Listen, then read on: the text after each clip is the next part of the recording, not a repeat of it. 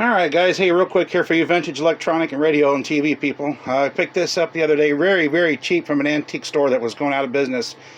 Couldn't pass it up. I mean, I normally don't pick up a lot of these kind of radios. I'm mainly after these transistor radios like back here and whatnot, and I got a GE I'm going to work on back there. It just needs some new caps. It plays, but not real. It's got low volume. And this one the same way. That'll have to have some new caps in it. Of course, phone doesn't want to focus now, camera. So anyhow, what I have here, I picked this up for just a few dollars, and it was $35, and it was marked down to like $4, $3-4. I forgot what I paid for it. It's a Philco clock AM tube radio, and this is not an All-American 5. This is only got 4 tubes in it, which is, you know, a little unusual, but not unheard of. Most of your American 5. It does need some work. I got it plugged up. I already took the, I mean, there's no filter hum. That's just my fluorescent lights making noise on the radio, but that's not a filter hum. Otherwise, it would still do it with the volume down. So the filter's not,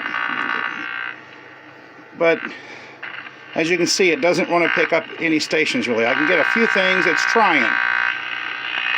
So that's probably telling me that the AM oscillator is probably working, but we just can't get any stations. So that's all it does. So I'm going to have to look into it a little further. But yeah, the clock runs and everything. I let it run the other day for over an hour and it kept time, so we'll just turn that off. It's a possibility there's a tube that's bad, but these Philcos, I'll show you, I already got the back loose. The speaker and output transformer is mounted to the back. It doesn't have the ferrite antenna. It's got this little loop antenna here inside it. And then of course there's your tubes. It's only got 4, guys. Got your rectifier tube, your audio output, your preamp, and then your oscillator and IF tube. So, yeah, I'm going to check that. That's been replaced before. That's a Sylvania tube. Come on, camera. Jeez.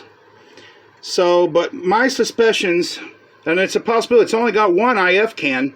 Most likely that IF can's probably stacked. It's probably 2 in 1. It's probably adjustable from the bottom, but it may not be. I don't have a schematic on this. I thought I did. I do not have a schematic on this particular radio. So, yeah, it's going to be kind of guesswork here. And another suspicion I would have would be this couplet. I know on the Philco Predictas, these are 90% of the problem with them Philco Predictas and other Philco television sets. So, and I would have to have a schematic to know the values of all of them. I have replacement radio couplets, but, you know, not like that. They're the other style like the other radios use. So I would have to know what the values are. I mean, I could rebuild that. I could build this one. I have to take that out and build it. But I am suspecting that could be a suspicious part right there. So I'm going to check the tubes and go through it. I mean, there's not much here to go wrong with it. So I'm just hoping the IF can's not the problem, because that also could be a problem. The capacitors that are in it, the micas, may not be shorted, but they might be open. And that'll also cause what it's doing. So there's something to look at. I'm just hoping not. It's just a little tinker radio. Couldn't pass it up.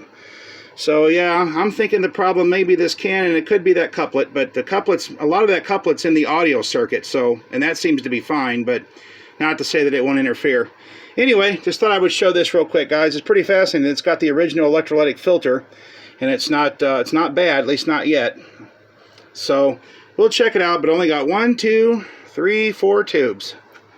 So not bad, not a lot to it. But like I said, I'm going to get into it a little further. Just wanted to do a real fast video on that. Thought you guys might like to see that. All right, guys, thanks for watching.